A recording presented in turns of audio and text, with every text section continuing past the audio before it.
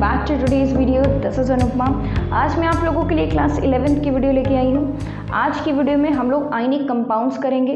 हम लोगों ने केमिकल बॉन्डिंग चैप्टर स्टार्ट कर दिया था और इसके प्रीवियस वीडियो में मैंने आप लोगों को कोसल-ल्यूइस अप्रोच बताया था of chemical bonding. Today we will do ionic compounds और इससे रिलेटेड जितनी भी टॉपिक्स होंगी आज की वीडियो में हम लोग कवर करेंगे। So without wasting any time, let us start the video. Make sure that you watch the video till the end, and if you haven't subscribed to the channel, subscribe it now. So आज का हमारा topic है, chapter हमारा चल रहा है chemical bonding और आज हम लोग करेंगे आयनिक कंपाउंड्स। ठीक है, बहुत ही बेसिक सा होगा ये। ठीक है, कोई बहुत तोप नहीं है, सिंपल सा टॉपिक है। ठीक है, थियोरेटिकल है।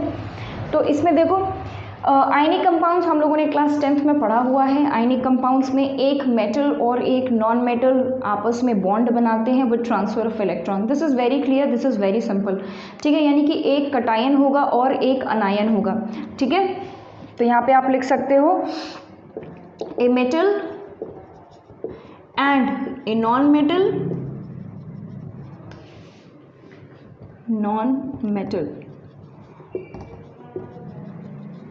combine to form an ionic bond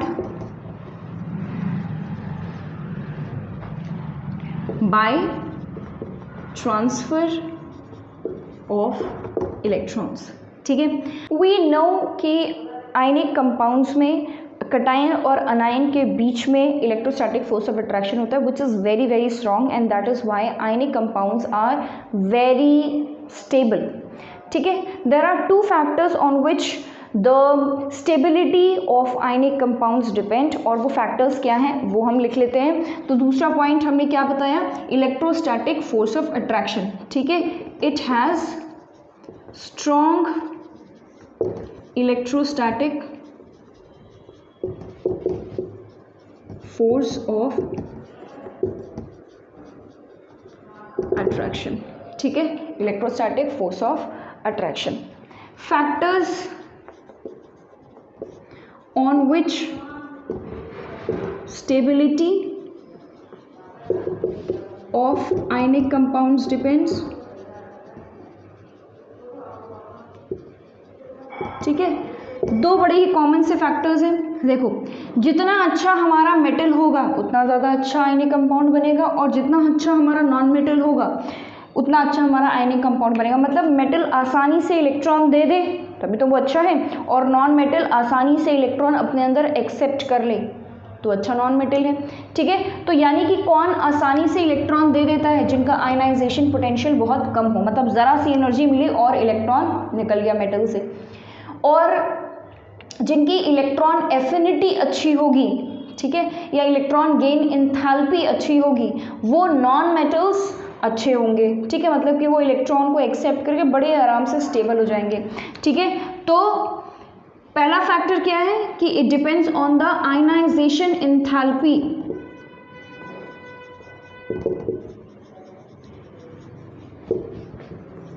of the metal. ठीक है, आयनाइजेशन इंथैल्पी, तो अगर आयनाइजेशन इंथैल्पी कम होगी तो स्टेबिलिटी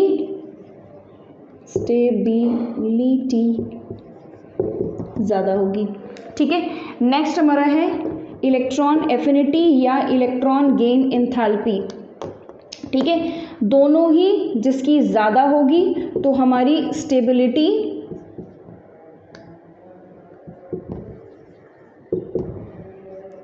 ज़्यादा होगी। ठीक है, तो ये दो फैक्टर्स है जिसमें आयनिक कंपाउंड्स की स्टेबिलिटी डिपेंड करती है। आगे बात करते हैं प्रॉपर्टीज़ पे। Properties of ionic compounds. ठीक है, तो कुछ बेसिक प्रॉपर्टी जो हमें पता है, पहला, ionic compounds are found in solid state. ठीक है, दूसरा, they have high melting point, और दोनों ही किसके वजह से होता है, melting point and boiling point दोनों ही किसकी वजह से होता है, high electrostatic force of attraction की वजह से। ठीक है, इलेक्ट्रोस्टैटिक फोर्स ऑफ अट्रैक्शन की वजह से। आगे तीसरा, they are soluble in water and they are good conductor of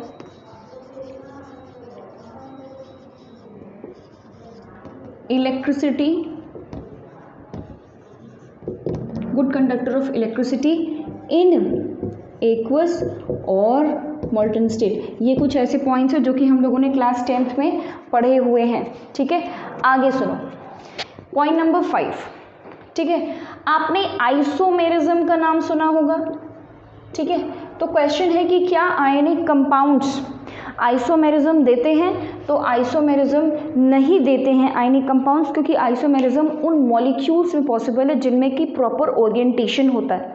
ठीक है, आयनिक कंपाउंड्स में कोई प्रॉपर ओवरलैपिंग या कोई प्रॉपर बॉन्ड जैसी कोई चीज़ नहीं है।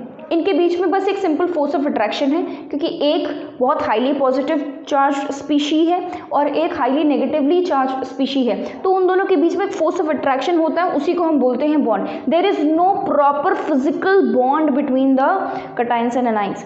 तो हम ये कह सकते हैं कि जब उनके बीच में बॉन्ड ही नहीं है तो उनके बीच का कोई ओरिएंटेशन नहीं है। मतलब ये ज़रूरी नहीं है कि हमेशा सोडियम इधर है और क्लोरीन इधर रहेगा, नहीं, कैसे भी हो सकते हैं, वो कहीं भी घूम सकते हैं। No orientation at all. तो जब ओरिएंटेशन नहीं है तो आइसोमेरिज्म का कोई सवाल नहीं उठता। नेक्स्ट हमारी प्रॉपर्टी है आइसोमॉर्फिज्म। आइसोमॉर्फिज्म क्या है? देखो, ये एक ऐसी प्रॉपर्टी है जो कि आयनिक कंपाउंड्स शो करते हैं।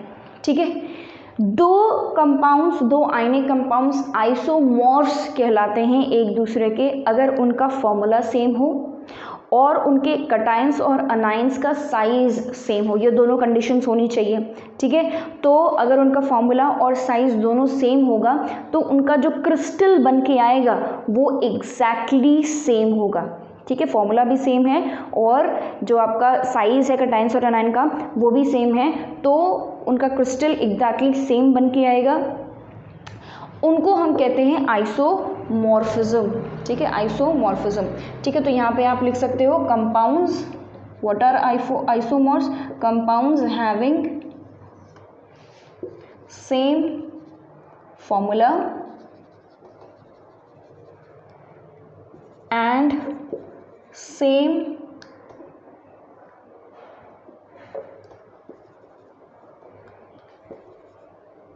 cation and anion size या same size of cation and anion। ठीक है, अब जैसे इसका एग्जाम्पल हो गया FeSO4 एंड ZnSO4। ठीक है, अब देखो दोनों का फॉर्मूला भी सेम है, दोनों की वैलेंसी भी सेम है और Fe और जिंक दोनों का साइज भी सेम है, इसलिए दीज आर आइसोमॉर्फ्स। वहीं अगर हम NaCl और KCl की बात करें, ठीक है, NaCl and KCl are not isomorphs. ये आइसोमॉर्फ्स नहीं है। क्यों नहीं है?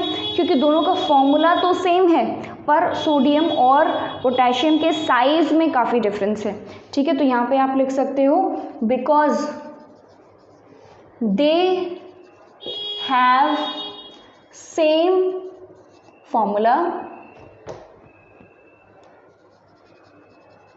फॉर्मूला सेम है बट डिफरेंट साइज।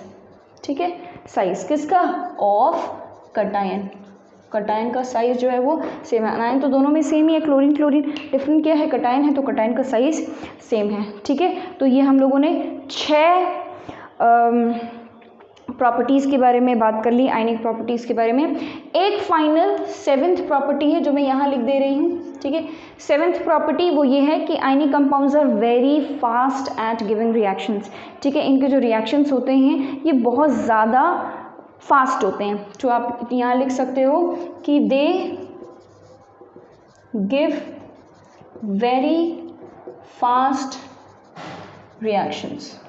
ठीक है, तो ये काफ़ी बहुत तेज़ी से रिएक्शन देते हैं। ठीक है, so this was about ionic compounds. Let's move on forward, right this down. All right, ये वाला पार्ट बोर्ड पे नहीं दिख रहा था, इसको अभी लिख लीजिए। जिन लोग नहीं लिख पाए वो भी लिख लें, ठीक है। So done with this, let us move on to the next topic which is lattice energy, ठीक है। तो हेडिंग डाल लो lattice energy.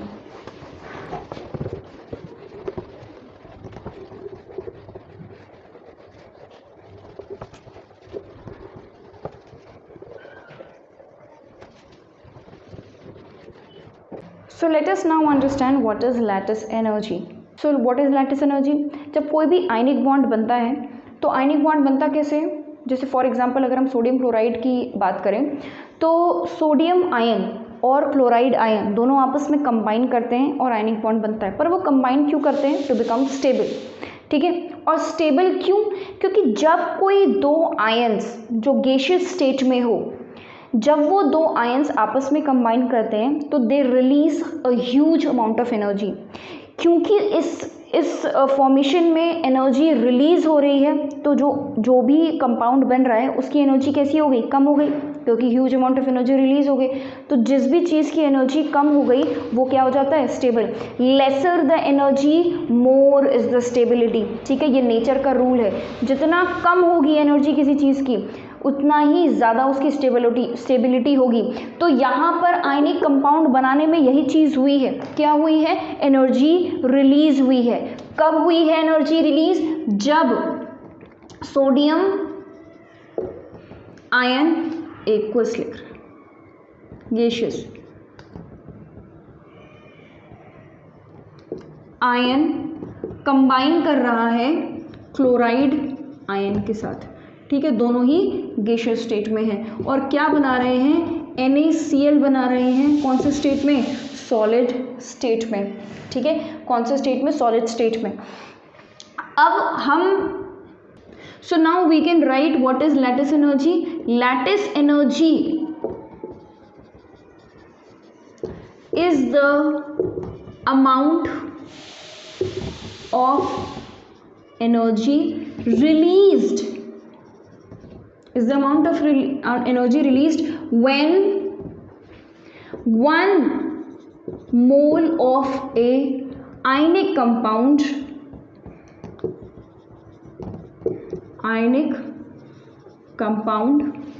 is formed. 1 mole of an ionic compound is formed from gaseous ions, ठीक है। तो ये जो आयन्स है ये कैसे होंगे? गैसियस स्टेट में होंगे।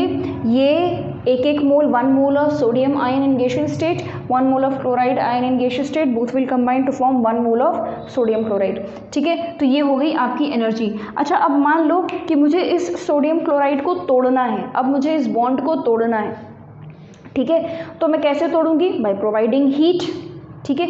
या ये कह लीजिए कि energy, heat is also form of energy. तो कितनी एनर्जी मुझे प्रोवाइड करनी पड़ेगी इसको ताकि ये टूट के दोबारा इसमें चेंज हो जाए? कितनी amount of energy? Lattice energy, ठीक है। जितनी एनर्जी फॉर्मेशन में रिलीज हुई उतनी ही एनर्जी आपने अगर उस कंपाउंड को दे दिया तो वो कंपाउंड दोबारा गैसियस स्टेट में टूट जाएगा, मतलब कि आयंस में टूट जाएगा। Is this clear? I hope this is clear, ठीक है। तो लैटिस एनर्जी में आप ये एक पॉइंट ऐड कर सकते हो, it is the amount of energy required to break an ionic compound into its ions, ठीक है। कौन से स्टेट में? गैसियस स्टेट में, ठीक है। So this is lattice energy. Now the question is how we calculate lattice energy. Now lattice energy can not be directly calculated, ठीक है। हम लैटिस एनर्जी कैलकुलेट करते हैं फ्रॉम बॉर्न-हीबर्स प्रोसेस, ठीक है। तो lattice energy can not be calculated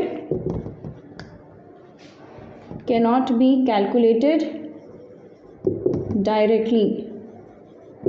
तो हम इसको कैसे कैलकुलेट करते हैं? बट फ्रॉम बॉर्न-हीबर्स प्रोसेस, ठीक है। और यू कैन से साइकिल, ठीक है, इतना लिख लो। उसके बाद फिर हम लोग बॉन हेबर्स साइकिल ये है क्या इसको देखते हैं। ओके, तो अब ज़रा देखते हैं ये बॉन हेबर्स प्रोसेस क्या है। तो हेडिंग डाल लीजिए बॉन हेबर्स प्रोसेस।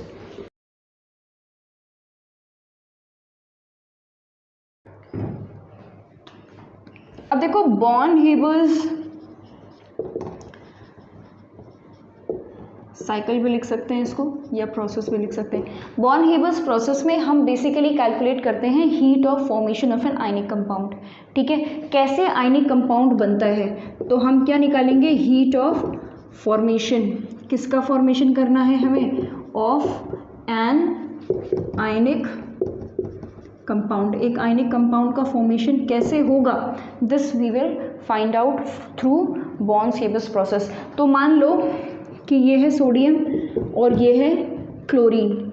ठीक है, ये है सोडियम और ये है क्लोरीन। जब हम सोडियम क्लोराइड बनाते हैं तो हम क्या लेते हैं, सोडियम लेते हैं और क्लोरीन लेते हैं और NaCl बनाते हैं। कितना NaCl बनेगा, 1 मोल NaCl बनेगा। तो अगर 1 मोल NaCl बनाना है तो हमें क्लोरीन आधा मोल लेना पड़ेगा, 1 मोल सोडियम, तभी तो बैलेंस होगा ना। 1 मोल सोडियम लेंगे, हाफ मोल क्लोरीन लेंगे और 1 मोल सोडियम क्लोराइड बनाएंगे। ठीक है, तो हमें हीट ऑफ फॉर्मेशन निकालनी है for the formation of 1 mole of N ionic compound. ठीक है, अब देखो सोडियम तो सॉलिड स्टेट में होता है और क्लोरीन गैस जो होता है वो गैसियस स्टेट में होता है, और सोडियम क्लोराइड हमारा बनेगा सॉलिड स्टेट में। ठीक है, याद रखना लैटिस एनर्जी क्या है, it is the amount of energy released while formation of 1 mole of sodium chloride from gaseous ions। याद रखना gaseous ions, तो लैटिस एनर्जी gaseous ion से है। तो जब हमें सोडियम क्लोराइड बनाना है तो कैसे बनाना है, हमें ये चाहिए सोडियम प्लस गैसियस स्टेट में प्लस क्लोरीन गैसियस स्टेट में, ये चाहिए हमें। ठीक है, यहीं से तो यही तो निकालना है लैटिस एनर्जी, इसकी एनर्जी निकालनी है। याद करो लैटिस एनर्जी गैसियस आयंस से आयनिक कंपाउंड बनाना है, पर यहाँ पर तो हमारा जो रिएक्टेंट है वो तो बिल्कुल मैच ही नहीं कर रहा। प्रोडक्ट तो चलो ठीक है NaCl है, लेकिन रिएक्टेंट इज़ नॉट मैचिंग। तो हमें पहले इसको, इस सोडियम को मुझे गैसियस आयन में चेंज करना है और इस क्लोरीन को हमें गैसियस क्लोराइड आयन में चेंज करना है। उसके बाद हम दोनों को कंबाइन करेंगे और लैटिस एनर्जी की बात करेंगे। पहले ये तो निकाल लें पहले। तो कैसे होगा, देखो सोडियम को अगर मुझे गैसियस स्टेट में चेंज करना है, ठीक है, तो मैं क्या लगाऊंगी, यहाँ पर मुझे हीट देनी पड़ेगी। भाई अगर सोडियम सॉलिड स्टेट में है और मुझे उसको गैसियस स्टेट में चेंज करना है तो मैं क्या करूँगी, मुझे हीट देनी पड़ेगी। This heat required to change a solid into directly into gas, इसको हम क्या बोलते हैं, सब्लिमेशन एनर्जी बोलते हैं। सब्लिमेशन, ठीक है, सब्लिमेशन एनर्जी, मान लो हम इसको लिख लेते हैं SE। अब हमें सोडियम गैसियस स्टेट में मिल गया, अब इसको क्या करना है, आयनाइज करना है। अब आयनाइज करने के लिए मुझे दोबारा इसको एनर्जी देनी पड़ेगी, जिसको हम बोलते हैं आयनाइजेशन एनर्जी। ठीक है, तो मैंने इसको क्या दे दिया है, आयनाइजेशन एनर्जी दे दी। और जब मैं इसको आयनाइजेशन एनर्जी दूंगी तो ये क्या बन जाएगा, Na+ गैसियस स्टेट में। Is this clear. Solid state में था, सॉलिड से डायरेक्टली गैस में चेंज किया तो सब्लिमेशन एनर्जी देनी पड़ी।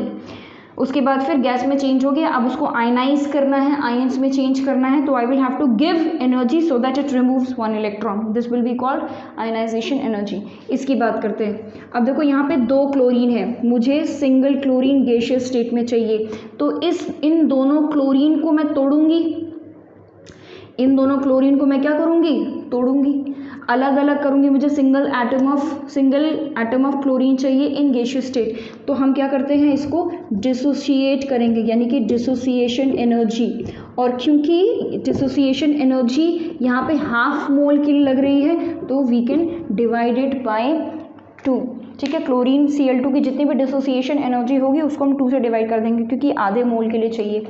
आगे हमें गैसियस स्टेट में क्लोरीन मिल गया, ठीक है, क्लोरीन मिल गया। तो अब मुझे इस क्लोरीन को अनायन में चेंज करना है, यानी कि मुझे इसको 1 इलेक्ट्रॉन देना है।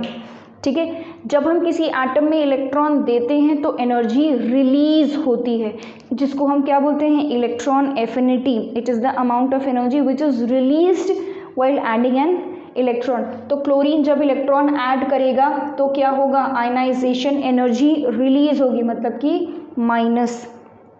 ठीक है, सब्लिमेशन एनर्जी हमने दी है, आयनाइजेशन एनर्जी हमने दी है, डिसोसिएशन एनर्जी हमने दी है सिस्टम में, मतलब कि अपने एटम को। ये है कि electron affinity, this energy is release. तो अब हमारा क्या हो जाएगा, Cl नेगेटिव आ गया इन गैसियस स्टेट। हमें यही तो चाहिए था। ठीक है, बस अब इसको क्या करना है, NaCl सॉलिड स्टेट में चेंज करना है। और जब हम इसको चेंज करेंगे, when two ions combine to form ionic compound in solid state, तो क्या एनर्जी रिलीज होती है, यस, उसको हम क्या बोलते हैं, लैटिस एनर्जी। तो क्योंकि lattice energy is the amount of energy released while formation, इसीलिए माइनस लैटिस एनर्जी। यानी कि अगर मैं इस पूरे साइकिल का एनर्जी कैलकुलेट करूं, ऐड करूं, तो क्या होगा, मान लीजिए कि ये है हीट ऑफ फॉर्मेशन। ठीक है, HF लिखते हैं, हीट ऑफ फॉर्मेशन। ठीक है, तो heat of formation will be equal to, किसके इक्वल होगा, सब्लिमेशन एनर्जी ऐड होगी प्लस आयनाइजेशन एनर्जी ऐड होगी, उसके बाद फिर डिसोसिएशन एनर्जी ऐड होगी, DE/2 लिख दे रही हूँ, minus electron affinity and minus lattice energy. So lattice energy, अगर आपको इन सारी वैल्यूज का मैग्नीट्यूड पता है तो आप लैटिस एनर्जी निकाल सकते हो। This is how you will calculate lattice energy. There is no direct formula जिससे कि हम लैटिस एनर्जी निकाल सकें। ठीक है, is this clear? This is about Born Haber cycle. Please write this down. All right, I hope this is clear. अब मान लो अगर यहाँ पे सोडियम, जैसे सोडियम ने तो एक इलेक्ट्रॉन लूज किया, अगर सोडियम की जगह पे मैग्नीशियम होता और अगर आपको यहाँ पे MgCl2 बनाना होता, तो उस केस में आप क्या करेंगे, कुछ नहीं, कोई दिक्कत वाली बात नहीं है। यहाँ पे क्या हो जाएगा, मैग्नीशियम के 2 आयनाइजेशन एंथैल्पीज आपको लिखनी पड़ेगी, पहली आयनाइजेशन एंथैल्पी और दूसरी आयनाइजेशन एंथैल्पी, क्योंकि मैग्नीशियम 2 इलेक्ट्रॉन्स लूज करता है। इस तरीके से डिफरेंट सिचुएशंस में आप ये साइकिल बना सकते हैं और लैटिस एनर्जी कैलकुलेट कर सकते हैं। अब चलते हैं दोबारा हमारे लैटिस एनर्जी पे और देखते हैं कि which factors affect lattice energy.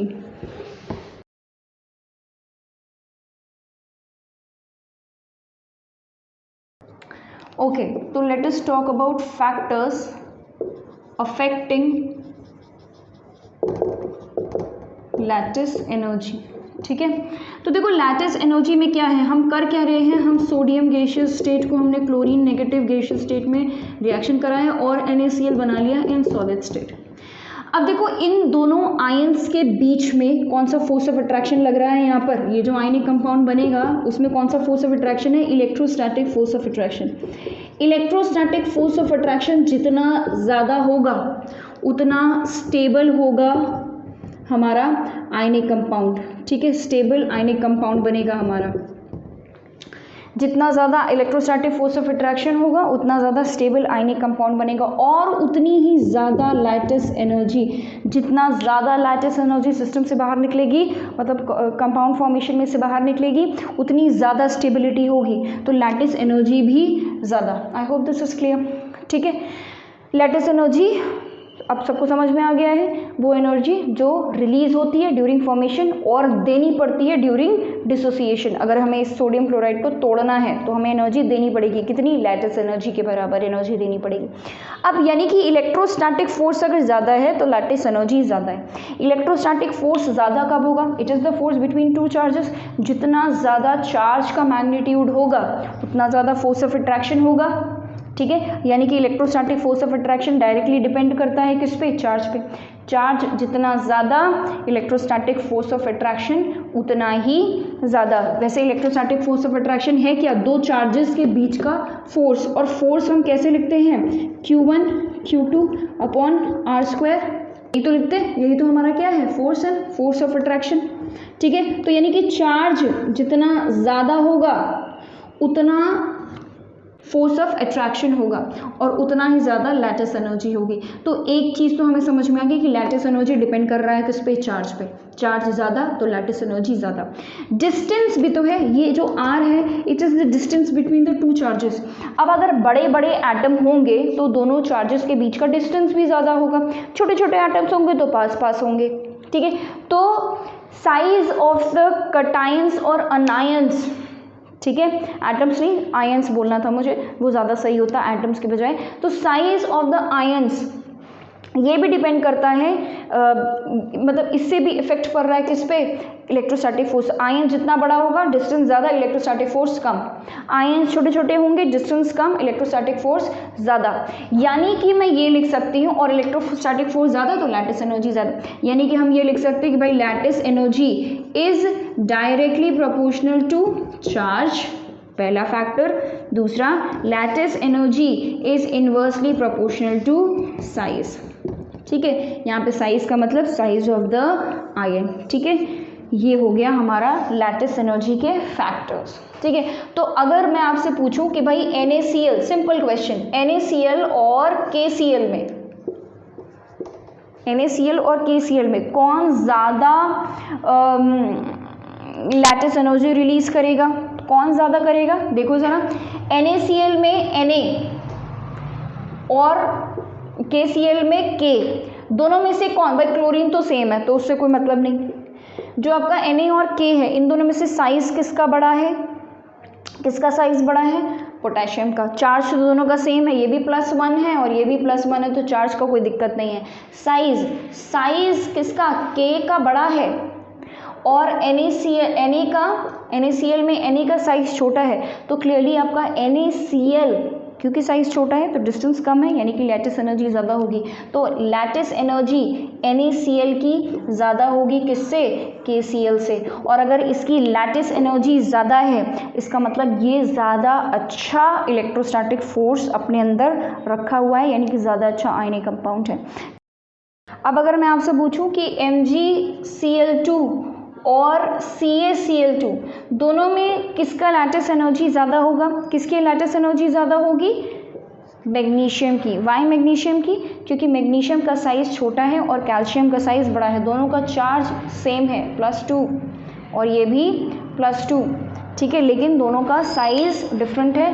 Calcium का साइज़ बड़ा है, मैग्नीशियम का साइज़ छोटा है, इसलिए इसकी लैटिस एनर्जी ज़्यादा होगी और इसकी लैटिस एनर्जी कम होगी। तो ये सिंपल 1-1, 2-2 मार्क्स के क्वेश्चन है, MCQ फॉर्म में आपसे पूछे भी जा सकते हैं कि किसकी लैटिस एनर्जी ज़्यादा और किसकी लैटिस एनर्जी कम होगी, ठीक है। So this was all about lattice energy, please write this down, this is important.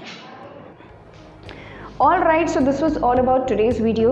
आज हम लोगों ने आयनिक कंपाउंड्स खत्म कर लिया है। अगली वीडियो फजान्स रूल पे आई, which is again very important part of this chapter, और उसमें से बड़े क्वेश्चन बनते हैं। So I hope you enjoyed this video and thank you for watching the video till the and.